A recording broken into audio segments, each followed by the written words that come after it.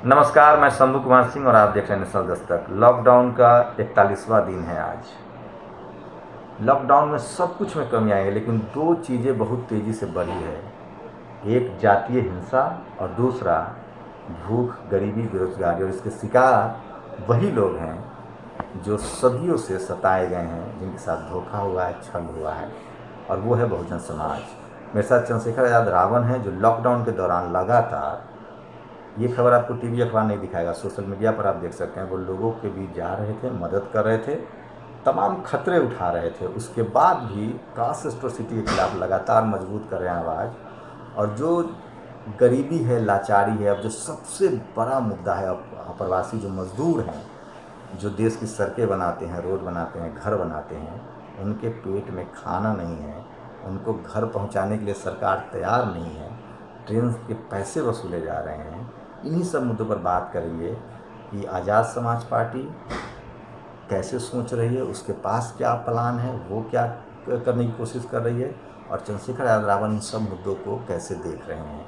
क्योंकि लगातार भारतीय राजनीति में वो एक इंटरफेयर कर रहे हैं, और पूरे देश के खासकर वो तमाम लोग जो शोषित है, वंचित है, SC ST OBC माइनॉरिटी के कम से कम लोगों को, उनसे बहुत उम्मीदें हैं। चंद्रशेखर जी, लॉकडाउन में हैं हम लोग, लेकिन अब इतनी आज़ादी तो मिल गई है कि आप बात कर सकते हैं। तो आप लॉकडाउन के दौरान खाना पहुंचा रहे थे, लेकिन बात बहुत आगे बढ़ गई। 41 दिन हो गया है और सबसे ज़्यादा भूखमरी से लोग मरने के कगार पर हैं। देखिए, सबसे पहले तो आपके सभी दर्शकों को जो है मेरा जय भीम। दूसरा, जो आपने भी बात बताई कि लॉकडाउन तो लगातार बढ़ रहा है, लेकिन जिन कारणों को लेके लॉकडाउन किया गया था उनमें तो कुछ अमल नहीं हो पा रहा है, उसमें कुछ गिरावट नहीं आ रही है। हालात बद से बदतर हो चुके हैं। सरकार का फेलियर है, सरकार अपने फेलियर को एक्सेप्ट नहीं कर रही है, लगातार परसेप्शन जो है बदल रही है। अभी देखिए कि भूख के कारण जो है कितने लोग मर रहे हैं, इसका जिम्मेदार कौन है? इसका जिम्मेदार तो सीधा सरकार है। उसके अलावा प्रवासी जो भारतीय हैं, मजदूर हैं, जो इंडिया में फंसे हुए हैं, उनके हाल ख़राब हैं। अगर मैंने कल भी एक ट्वीट किया था कि अगर वो आना भी चाह रहे हैं तो उनसे एक्स्ट्रा पैसे लिए जा रहे हैं। पहले पैसे लिए जा रहे हैं, जिन पे पैसे नहीं थे कुछ लोगों को लौटाया भी गया है। और मध्य प्रदेश की घटना मैंने सुबह ट्वीट की थी कि आप देखिए कि क्वारंटाइन में जो मजदूरों को रखा गया है वो शौचालय में रखा गया है। तो पूरे देश में जिस तरह का बद से बुरे हालात बन चुके हैं और सरकार कुछ करने के तरीके पे जो है अमल ही नहीं कर रही है, उससे तो ये तो स्पष्ट है कि मजदूर जो हैं और जो सक्षम लोग हैं, जो बहुजन समाज के लोग हैं, वो अपने आप ही अपनी जिम्मेदारी को अदा कर रहे हैं। लेकिन इन मजदूरों की जो जानें जा रही हैं, इनके परिवारों को, जो कुछ लोग बीमार हैं, उनको राशन नहीं मिल पा रहा है, उन सब लोगों की केयर करना जो है आज आम आदमी की जिम्मेदारी है, और वो कर भी रहे हैं। तो बड़ा भयावह माहौल है। बाकी देखिए क्या होता है आगे। लॉकडाउन तो अभी आगे बढ़ा दिया गया है, शराबों की दुकान खुल चुकी हैं, तो क्योंकि राजस्व चाहिए सरकार को। अभी मगर गरीब जो मजदूर हैं उनको तो काम नहीं मिलेगा शराब की दुकान पे, तो उनको काम कैसे मिलेगा? उनके लिए क्या योजना, क्या सरकार ने उनके लिए कोई पैकेज अनाउंस किया, या उनको कुछ कोई भत्ता मिलेगा, या उनको उनके घर पहुंचाने के लिए सरकार के पास कोई एजेंडा? सरकार तो हाथ खड़ी करी, जैसे बिहार की सरकार ने हाथ खड़े किए, मना कर दिया, और भी बहुत सारी सरकारों ने जो है इस पर हाथ खड़ा कर दिया। तो ये बहुत बुरा है। इससे ये भी स्पष्ट हुआ कि 70 साल की राजनीति में भारत कहाँ, अगर कोई इमरजेंसी आ जाए, कोई ऐसा अचानक से कोई ऐसे हालात बन जाए, तो सरकार आपकी क्या मदद कर सकती है? आप तो समझ लीजिए। सरकार कर रही है ना, ताली बजवाया, थाली बजवाया, फूल बरसा दिया, और क्या चाहते हैं आप लोग मोदी जी से? कितना काम करे वो मैं यही तो बता रहा हूँ, वो ताली बजा के जो है बेवकूफ़ बना रहे हैं, थाली बजा के बेवकूफ़ बना रहे हैं, और फूल बरसा रहे हैं। फूल बरसाने होगा क्या, मैं पूछना चाहता हूँ। जो गटर में सफाई कर्मचारी है, जिसकी जान जा रही है कोरोना से, के जो PP किट जो है, पर्सनल प्रोटेक्शन किट, वो नहीं मिल रही है, उनके कारण जो लोगों की जान जा रही है, उनके लिए तो मदद नहीं करवा पा रहे। जिस तरह का भेदभाव हो रहा है ये गलत है। जिस तरह से अत्याचार, ये देखिए ऐसे समय में भी लॉकडाउन में पूरा देश बंद है, लेकिन कास्ट एट्रोसिटी कितनी बढ़ रही है। बिहार का मामला हो, मध्य प्रदेश का मामला हो, राजस्थान का मामला हो, कहाँ नहीं हो रही? सब जगह। तो यूपी में आप लगातार देखिए किस तरह से हिंसा हो रही है।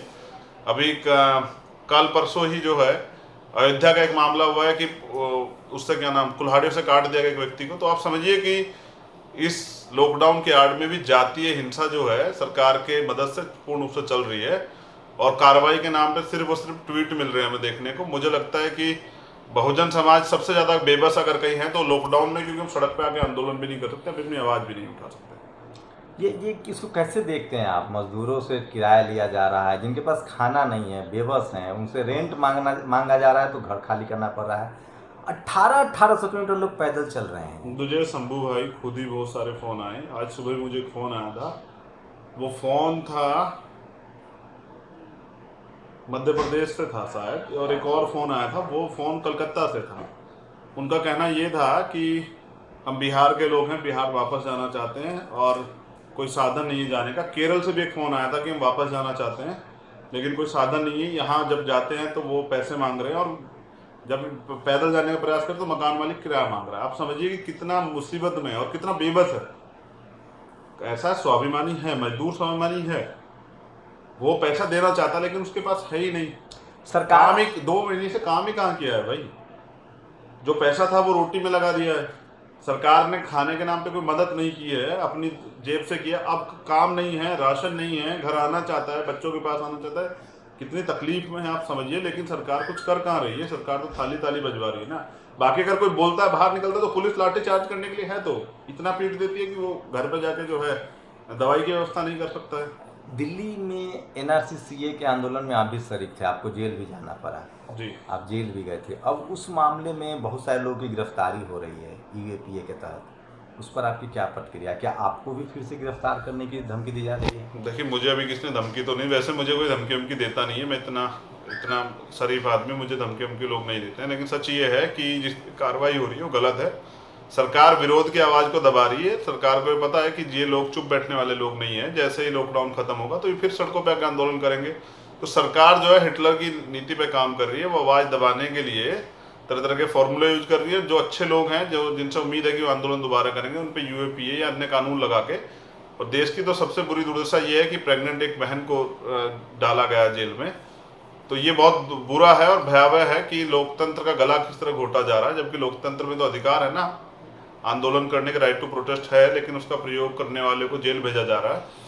तो ये दुखद है। सरकार विरोध की आवाज़ दबाने के लिए सत्ता का सहारा ले रही है, पुलिस का सहारा ले रही है। मैं इसका खंडन करता हूँ। और जैसे लॉकडाउन का मैंने, हमारी टीम ने भी बात की है कि हमारे जो एडवोकेट्स हैं उन्होंने कहा है कि अगर जामिया का कोई भी व्यक्ति, स्टूडेंट्स या अन्य कोई प्रोटेस्टर, किसी खबर आएगी, कोई हमसे हेल्प के लिए कहेगा या हमें कोई इन्फॉर्मेशन मिल जाए कोई मुसीबत में, तो हम उसकी हेल्प करेंगे। पूरा लीगल वर्क उनका हम अपने आप देखेंगे। चंद्रशेखर जी, क्या लग रहा है कि जिस तरह के हालात हैं, टेलीविज़न अखबार की बात करें तो जिस तरह से पूरे कोरोना को उन्होंने ऐसा कर दिया, तबलीगी जमात के सिरे मर दिया। अब कुछ जगह कार्रवाई भी हो रही है, सीएनआरसी को लेकर है, तो मीडिया की जो भूमिका है वो बहुत संदिग्ध होती जा रही है। ऐसे में आपको क्या लग रहा है? आप लोग के खिलाफ भी जो कैंपेन चलता रहता है, अब एनआरसी वाले लोगों को गिरफ्तारी हो रही है, चंद्रशेखर रावण के पास क्या रोड मैप है? अगर आप, तो आपको क्या एडवाइस देंगे तमाम लोग जो आपको मानते हैं, जानते हैं, जो आपके फॉलोअर्स हैं, कि वो कैसे आंदोलन को आगे बढ़ाएं? आंदोलन करना तो हमारा अधिकार है, देश का कॉन्स्टिट्यूशन देता है। मगर मुझे दुख है कि भुखमरी और रोजगार जैसे मामलों पे और इस तरह की असंवैधानिक कार्रवाई के मामलों पे कभी सुप्रीम कोर्ट सोचा संज्ञान नहीं लेता।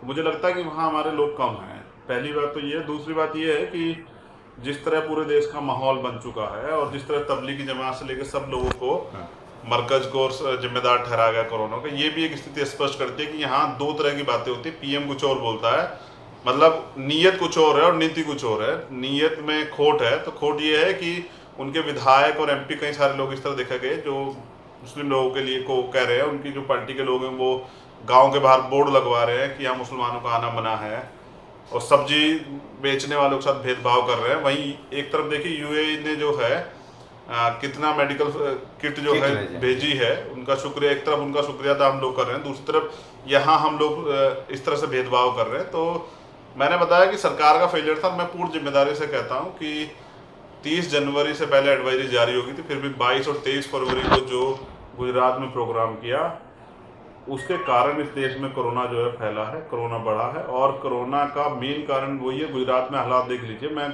मुझे पूरा शंका है मुझे कि अच्छा, नमस्ते ट्रम्प के बारे में नमस्ते ट्रम्प के बारे में कह रहा हूँ कि गुजरात में 24 फरवरी का प्रोग्राम था जी, गुजरात में और आगरा में जिस तरह से मृत्यु दर अधिक पाई जा रही है, तो मैं ये भी मान सकता हूँ कि वहाँ जो वायरस है, जैसे कुछ मैंने पढ़ा भी था, संभवतः ऐसा हो सकता है कि एल स्ट्रेन की बात मैं कर रहा हूँ, यही वुहान में, यही इटली में, यही अमेरिका में ज़्यादा पाएगा, जहाँ जो ज़्यादा घातक वायरस है।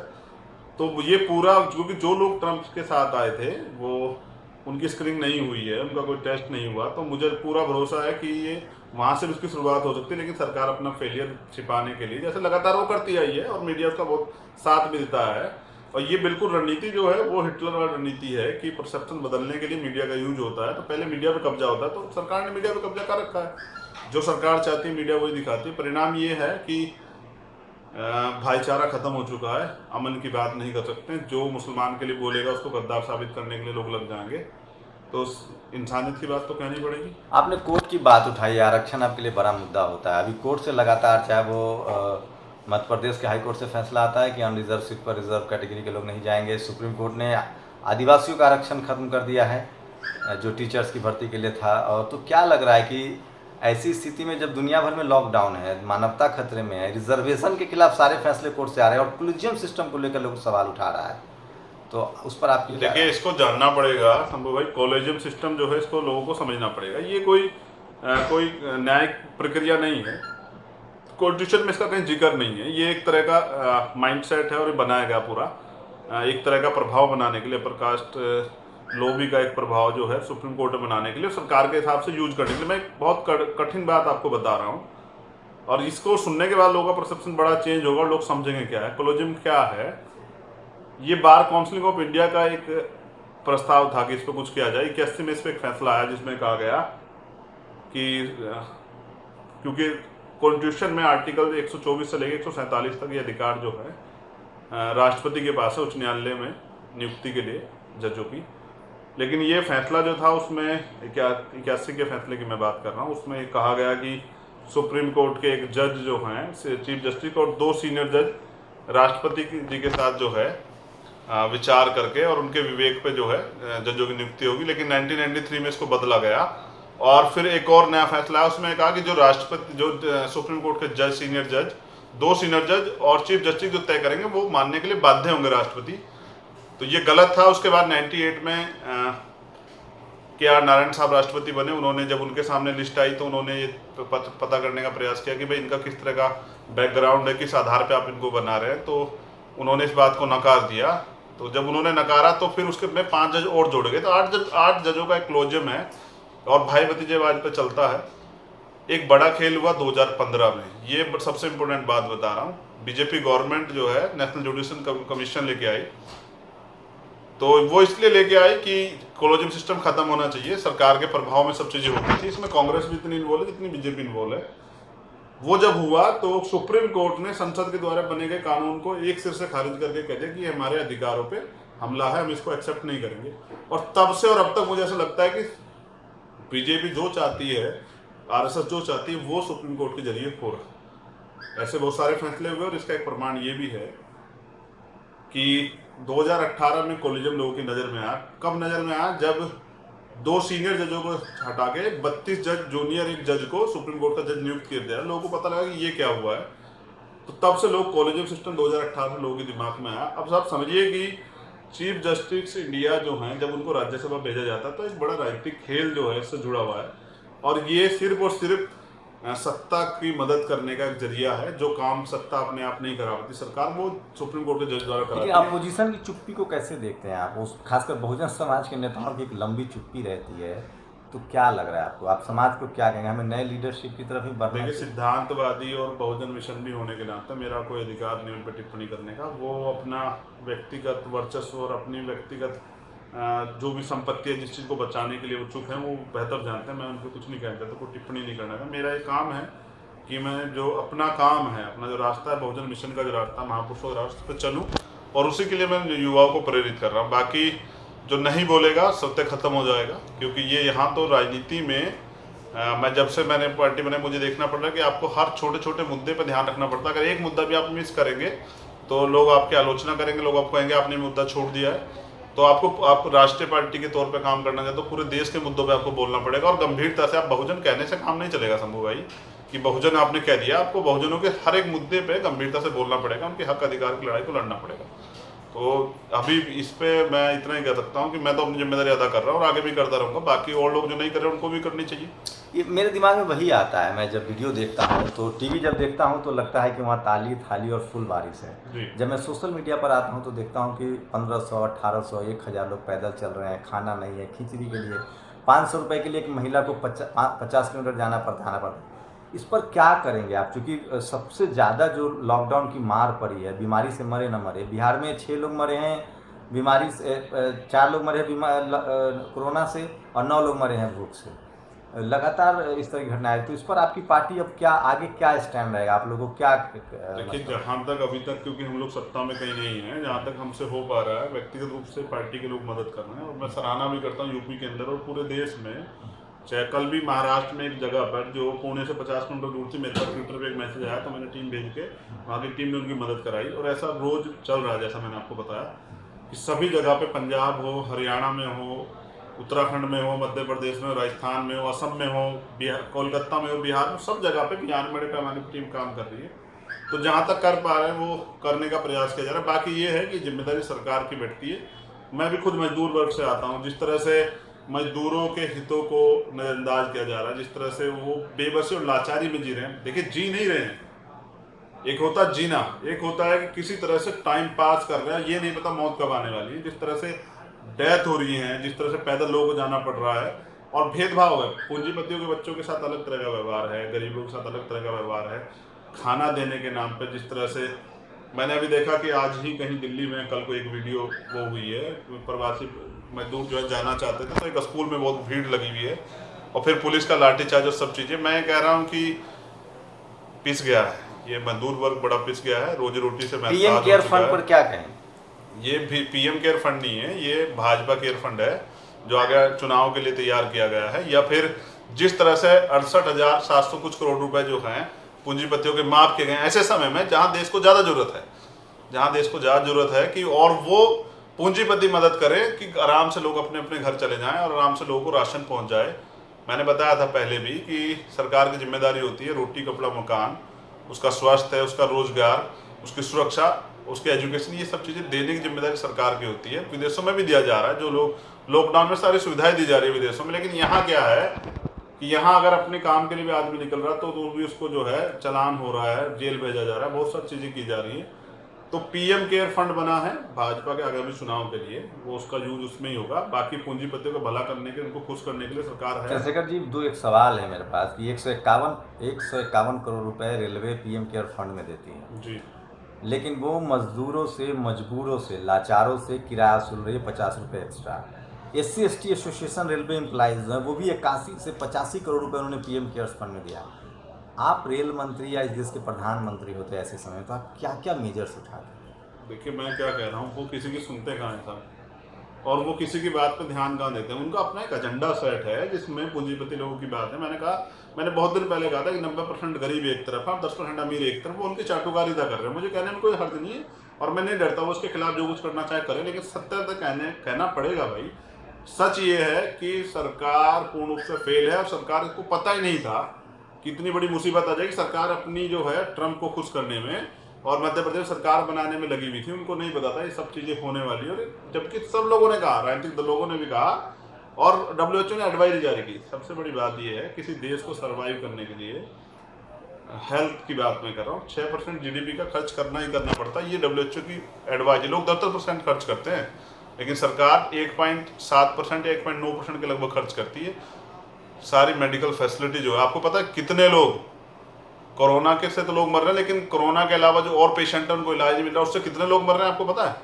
सैकड़ों के तादाद में रोज लोग मर रहे हैं, लेकिन कोई दिखा रहा है, कोई बात कर रहा है? कोई कुछ नहीं कर रहा है। पीएम अपने घर में मस्त हैं, बाकी कभी कभी आके मन की बात कर जाते हैं, जनता की बात नहीं सुनते। और उसका खामियाजा ये है कि जनता त्रस्त है और भूख के कारण हाहाकार मच रहा है। और ये कुछ बच्चे मैंने देखे, शंभू भाई, वो मेरे बिहार का था जो बच्चे मेंढक खा रहे हैं, मेंढक खा रहे हैं। और हमारे ही बिहार से सांप काट के रामविलास खा रहे हैं। पासवान फूड कॉर्पोरेशन खाद्यान्न मंत्री मैं हैं। यही कह रहा हूँ कि ऐसे हालात जिस देश में हो जाए, भूख के कारण लोगों का ये हाल, आप समझिए देश कहाँ है। और इसी के बड़े 2.5 ट्रिलियन 5 ट्रिलियन के वादे करने वाली सरकार का यही तो सच्चा स्वरूप, यही तो बता रहा था मैं आप लोगों को कि देखिए ऐसे समय में भी पूंजीपतियों को लाभ देने का प्रयास सरकार कर रही है। सरकार उनकी शराब की फैक्ट्रियाँ बंद ना हो जाए तो शराब की ठेके खोल रही है कि चलिए अपना काम जो है स्टार्ट कर दीजिए। लेकिन समझिए कि दूध की दुकानों पे पाबंदी है, छोटे व्यापारी, गरीब व्यापारी जो है मर जाएंगे, उनके पास कुछ ऐसा स्टोरेज है जो खराब हो जाए, ख़त्म हो जाएगा, कहाँ जाएंगे वो लोग। छोटा बिजनेसमैन तड़प चुका है, परेशान है, लेकिन सरकार को परवाह नहीं है। परवाह किसी की भी नहीं, परवाह उनकी है आपको पता है जिनकी सरकार है। नोटबंदी में हर रोज नियम बदलता था, जीएसटी में नियम बदलता था। आप कह रहे हैं सरकार कुछ नहीं कर रही है।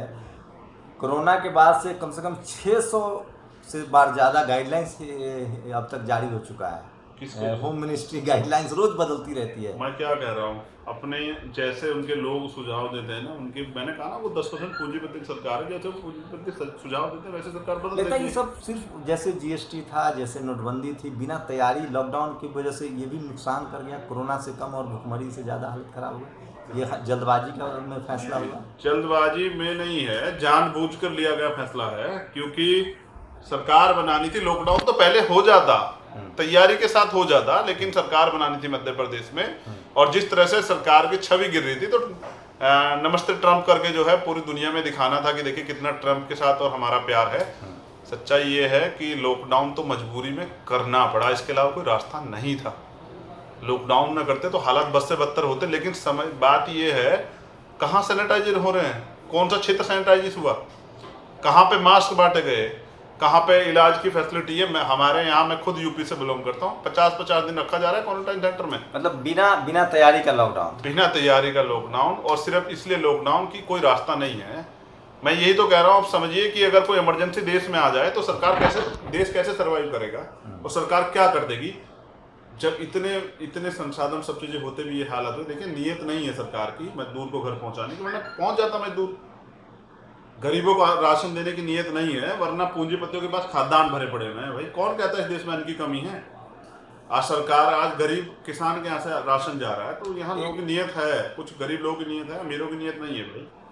एक आखिरी सवाल की, जिस तरह से उत्तर खासकर दक्षिण भारत में आप, एक पैन इंडिया मूवमेंट है आपका, खासकर दक्षिण भारत में आप केरल और कर्नाटक जाते रहते हैं। टीपू सुल्तान एक बड़ा मुद्दा है वहाँ, बीजेपी उसको मुद्दा बनाती है। आपके लिए आपकी क्या प्रतिक्रिया है आज जब? देखिए, आज टीपू सुल्तान जी का शहादत दिवस है, और मैं आपको बताऊं कि ब्रेस्ट टैक्स जो है, स्तन टैक्स जो है, जो लगता था देश की मनवादी व्यवस्था में, उसे ख़त्म कराने के लिए बड़ा काम किया उन्होंने। तो मैसूर टाइगर उनको कहा जाता है। ऐसे वीर योद्धा को शहादत दिवस पे नमन करते हैं, सलाम करते हैं, सैल्यूट करते हैं। बीजेपी को तो मुद्दा चाहिए साहब, किसी तरह से हिंदू मुसलमान करता है। मैं ये भी कह रहा हूँ, जो उनके हिंदू मुसलमान करने में मदद करते हैं, समझिए वो बीजेपी का ही काम करते हैं, वो आरएसएस का ही काम करते हैं। मैंने तो बहुत दिन पहले कहा था, अगर वास्तविकता में देश में मन चैन से रहना चाहते तो टीवी देखना बंद कर दें आप, बिल्कुल टीवी देखना बंद कर दें, वरना तो आप समझिए कि आपको पता भी नहीं चलेगा कि आप कितने बड़े अंदर अंदर से कितने कुंठित होते जा रहे हैं, और आपके दिमाग में क्या चल रहा है। आपको आज रोजगार की बात, रोजगार चाहिए, आपको महंगाई पे लगाम कसनी थी, आपको भ्रष्टाचार पे लगाम कसनी थी, आपको जो है सुविधाएं चाहिए थी, आपको अच्छे हॉस्पिटल चाहिए थे, अच्छे स्कूल चाहिए थे, लेकिन कहाँ, कुछ नहीं चाहिए ना। बस गांव के बाहर बोर्ड लग रहे हैं और सरकार खुश है। सरकार के विधायक और एमपी गरीब लोगों को डांट रहे हैं कि तुम मुसलमान हो या सब्जी क्यों बेच रहे हो, और वहीं मैंने बताया कि यूएई मदद कर रहा है। तो समझिए कि सरकार के हालात ख़राब है। और सरकार, ऐसा नहीं सरकार डरती नहीं, सरकार डरती भी है। तभी प्राइम मिनिस्टर के अच्छे अच्छे ट्वीट आते हैं, उनके स्टेटमेंट बदले। आरएसएस प्रमुख भी अगर प्रेस कॉन्फ्रेंस करके या अपनी बात रख रहे हैं, लोगों से कह रहे हैं कि ये धार्मिक वो नहीं। अब तो आपने देखा जो मोबाइल पर ट्यून सुनाई देती वो भी चेंज हो गई है। मैं आपको सुनाऊँ वो ट्यून? हाँ, मैंने सुना है वो कोरोना से, मतलब कोरोना से जिनको हो गया उनसे नफरत मत कीजिए, उनका इंतजार कीजिए। हाँ, वो कहते हैं कोरोना से लड़ने का समय है, आपस में लड़ने का समय नहीं। पहले ये नहीं थी, ये बदली गई है। क्योंकि जैसे खाड़ी देशों ने प्रतिक्रिया दी है, जिस तरह से यहाँ अत्याचार बढ़ रहा था, जिस तरह से यहाँ कमजोर को, दलित को, मजदूर को, अल्पसंख्यक को सताया जा रहा था, तो कहीं ना कहीं एक विरोध खड़ा हो रहा था। उस विरोध से डर के सब चीज़ें की जा रही है। बाकी हालात बद से बदतर हैं। जो क्रांतिकारी साथी जो देश को बचाने की आवाज़ उठा रहे, वो जेलों में हैं, तो सरकार के लोग घरों में हैं, आराम से अपना काम चल रहा है। बाकी जमीन पे गरीब मजदूर पिस रहा है। अत्याचार के नाम पे बहुजन समाज पर रोज हो रहे हैं, और कोई पूछने वाला नहीं, कोई कार्रवाई करने वाला नहीं है। आप भूख हैं, लाचार हैं, गरीबी की मार झेल रहे हैं कोरोना की वजह से, लॉकडाउन की वजह से, लेकिन हमारे देश के प्रधानमंत्री कुछ मामलों में बहुत ही लक्की हैं, खुशकिस्मत हैं कि उनके साथ न तो इस देश का अखबार, पत्रकार, टीवी मीडिया, अखबार, न पत्रकार, और न ही अपोजिशन का नेता है जो सवाल पूछने की हिम्मत रखता है। और शायद यही वजह है कि इस देश में डेमोक्रेसी की जड़ें कमज़ोर होती जा रही है। और ऐसे में उन तमाम लोग के साथ आप खड़े होइए जो सरकार से कम सवाल पूछने की हिम्मत जुटा रहे हैं। और उसी में एक चेहरा है चंद्रशेखर रावण जो लगातार सवाल पूछ रहे हैं। सरकार कहती है कि लॉकडाउन में घरों में रहिए, और जिनके घर नहीं है वो लोग कहाँ रहें? जो किराए पर रहते हैं वो लोग कहाँ रहें? जिनको मालिक निकाल रहे हैं वो लोग कहाँ रहें? जो लोग कोरोना से मर रहे हैं वो लोग कहाँ रहें? उनके परिवारों का क्या होगा? प्राइम मिनिस्टर उनके बारे में भी सोचे। सोचना चाहिए, जिम्मेदारी है आपकी, आप पद में बैठे। और अगर नहीं होता तो कुर्सी खाली कर दीजिए, फिर इस देश के लोग आराम से चला लेंगे। कम से कम वो जो भावनाएं आपसे जुड़ी हुई हैं कि आप उस पद पर बैठे कुछ करेंगे, वो तो हाथ नहीं होंगी। जिस तरह से आपने पहले से हमेशा झूठ बोला, धोखा किया, फ्रेब किया, कम से कम आगे लोग अपने बलबूते तो चलें। देखिए, एक है इस देश का दुर्भाग्य कि इस देश में बिल्डिंग हॉस्पिटल बनाने वाला मजदूर जो है, जिसके बाद हम आराम से पढ़ के सोते हैं, वो 1,000 किलोमीटर पैदल करके जा रहा है, बीच में मर भी जा रहा है। तो ये लंबी बातचीत हो सकती है, और चूंकि समस्याएं इतनी ज़्यादा है और बात नहीं हो रही है, कोई सवाल पूछने की हिम्मत नहीं जुटा रहा है। शुक्रिया चंद्रशेखर जी, छोटे छोटे बच्चे उनके जो हैं तड़प रहे हैं भूख से, पानी से, राजस्थान से लेकर कहाँ लौट रहे हैं। तो तथागत की अनुकंपा उन लोगों में बनी रहे। बाकी तो उनके हौसले को सलाम करता हूँ कि वो अपने स्वाभिमान से समझौता नहीं कर रहे हैं। शुक्रिया।